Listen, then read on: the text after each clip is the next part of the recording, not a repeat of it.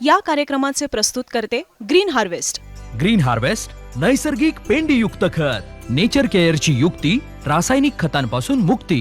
Green harvest.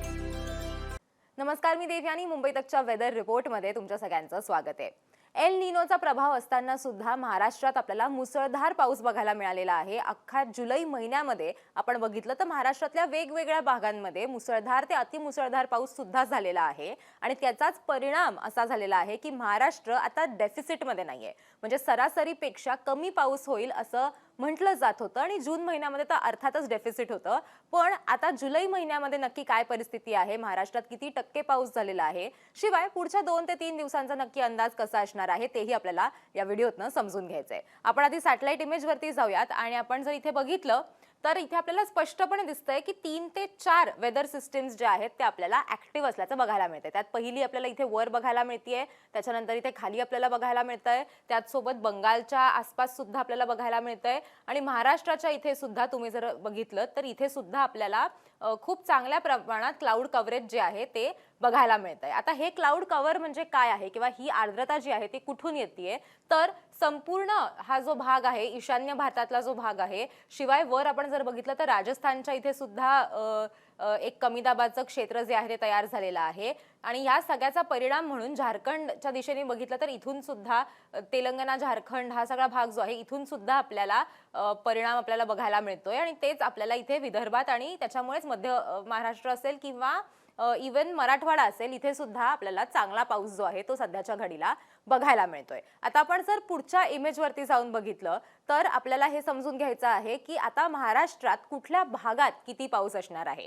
आता इथे आपण जर बघितलं तर 5 तारखेसाठीचा अंदाज काय आहे बघा, की विदर्भात निळा रंग देण्यात आलेला आहे. नॉर्थ मध्य महाराष्ट्र तिथे सुद्धा निळा रंग देण्यात आलेला आहे. नॉर्थ कोकण, साऊथ कोकण आणि गोवा इथे गडद निळा रंग देण्यात आलेला आहे. म्हणजे जिथे जिथे निळा रंग आहे तिथे आपल्याला वाईड स्प्रेड रेन बघायला मिळणार आहे असा त्याचा अर्थ होतो. म्हणजे इथे मुसळधार पावसाची शक्यता जी आहे ती वर्तवण्यात आलेली आहे किंवा इथे खूप चांगल्या प्रमाणात पाऊस होईल अशी शक्यता वर्तवण्यात आलेली आहे. तेच आपण मध्य महाराष्ट्र आणि विदर्भ बघितलं तर इथे सुद्धा मध्यम ते मुसळधार स्वरूपाचा पाऊस पडू शकतो अशी शक्यता वर्तवण्यात आलेली आहे. आणि जर मराठवाड्यात आपण बघितलं तर मराठवाड्यात सुद्धा पाऊस होणार आहे, म्हणजे पाऊस होणारच नाही अशी मराठवाड्यात परिस्थिती नसणार आहे. पण तिथे हिरवा रंग याच्यासाठी देण्यात आलेला आहे कारण तो पाऊस हा सगळीकडेच नसेल. म्हणजे मराठवाड्यातल्या विविध जिल्ह्यांमध्ये वेगवेगळी परिस्थिती आपल्याला बघायला मिळेल आणि म्हणून आपल्याला इथे हिरवा रंग हवामान खात्याने दिलेला आहे 5 तारखेसाठी. आता आपण 6 तारखेवरती जाऊन जर बघितलं तर 6 तारखेला बघा काय परिस्थिती आहे की मराठवाड्यातला पाऊस हा आपल्याला ओसरताना दिसतोय. कारण की त्याच्यानंतर त्यांनी आधी जिथे तिथे स्कॅटर्ड म्हटलेलं होतं किंवा वेगवेगळ्या भागांमध्ये पाऊस पडेल असं म्हटलेलं होतं, त्याच्यानंतर तो फक्त आयसोलेटेड म्हटलेला आहे. म्हणजे याची सुद्धा शक्यता कमी होते. मराठवाड्यात फक्त काहीच ठिकाणी पाऊस होईल अशी शक्यता त्यांनी वर्तवलेली आहे 6 तारखेसाठी. त्याच्यानंतर आपण जर विदर्भ बघितलं तर तिथे मग पुन्हा एकदा स्कॅटर्ड, म्हणजे जिकडे निळा रंग होता त्याला त्यांनी हिरवा केलेला आहे आणि त्यांचं म्हणणं आहे की 6 तारखेला आपण जर बघितलं तर विदर्भामध्ये फारसा पाऊस होणार नाही. वेगवेगळ्या ठिकाणी पाऊस होईल पण संपूर्ण विदर्भात अतिमुसळधार पाऊस होईल अशी परिस्थिती नसेल.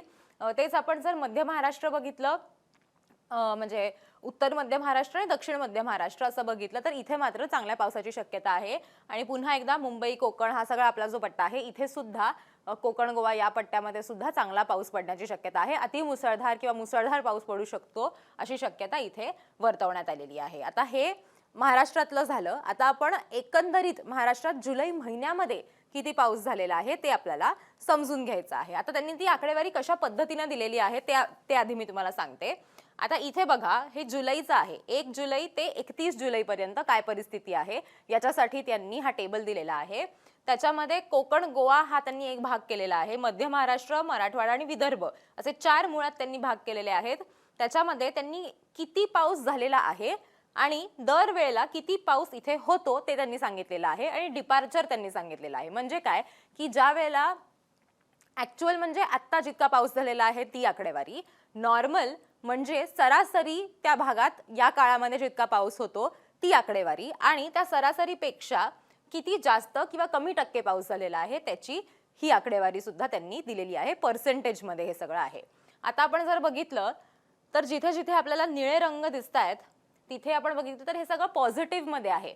म्हणजे छत्रपती संभाजीनगरमध्ये 81 त्यांनी दिलेलं आहे, अहिल्यानगरमध्ये 48 आहे, पुण्यामध्ये साधारण 129 आहे, साताऱ्यामध्ये आहे, सांगलीमध्ये, कोल्हापूर आपण बघितलं तर त्यांनी 32 दिलेला आहे, रत्नागिरी 23, रायगड तर 57 आहे, मुंबईमध्ये 60 म्हटलेलं आहे. तर हे सगळं काय आहे, तर हे जितका पाऊस पडतो त्याच्यापेक्षा किती जास्त किंवा कमी पाऊस झालेला आहे त्याच्यासाठीचे हे टक्के त्यांनी दिलेले आहेत.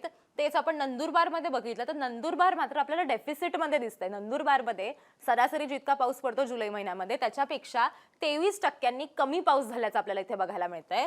तेच आपण सिंधुदुर्ग बघितलं तर सिंधुदुर्गमध्ये सुद्धा -27 -27 त्यांनी म्हटलेलं आहे. म्हणजे हे सुद्धा डेफिसिटमध्ये आहे.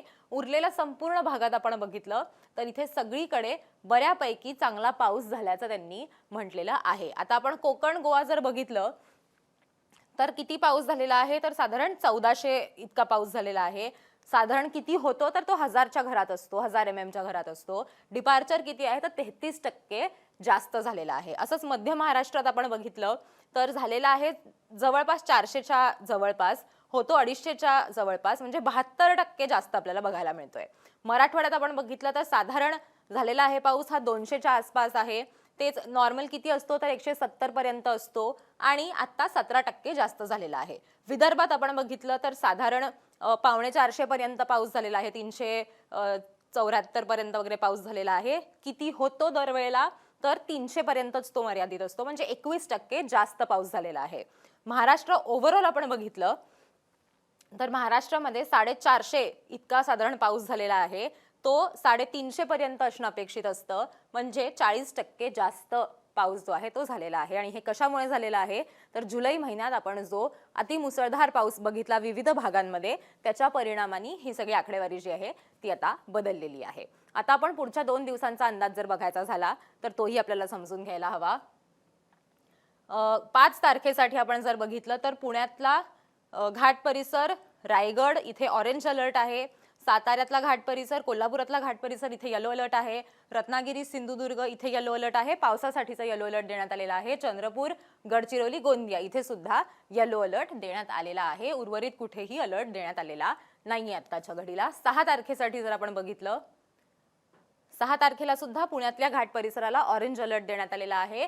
तेच आपण जर नाशिकमधला घाट परिसर, ठाणे, रायगड, सातारातला घाट परिसर, रत्नागिरी इथे सगळीकडे येलो अलर्ट देण्यात आलेला आहे. म्हणजे मध्यम ते मुसळधार स्वरूपाचा पाऊस पडण्याची शक्यता वर्तवण्यात आलेली आहे. मराठवाड्यासाठी आत्ता तरी कुठला अलर्ट देण्यात आलेला नाहीये, पण तुमच्या अनेक कमेंट्समध्ये तुमचं असं म्हणणं आहे की तुमच्या जिल्ह्यांमध्ये विविध ठिकाणी अजूनही पाऊस सुरूच आहे. तर आत्ता काय परिस्थिती आहे तेही आम्हाला कमेंट करून सांगा. पुढचे 2 दिवस कसा पाऊस होतोय तेही आम्हाला कमेंट करून सांगा. आणि सगळ्या नव्या अंदाजांसाठी, अपडेट्ससाठी मुंबई तकला सबस्क्राईब करायला विसरू नका.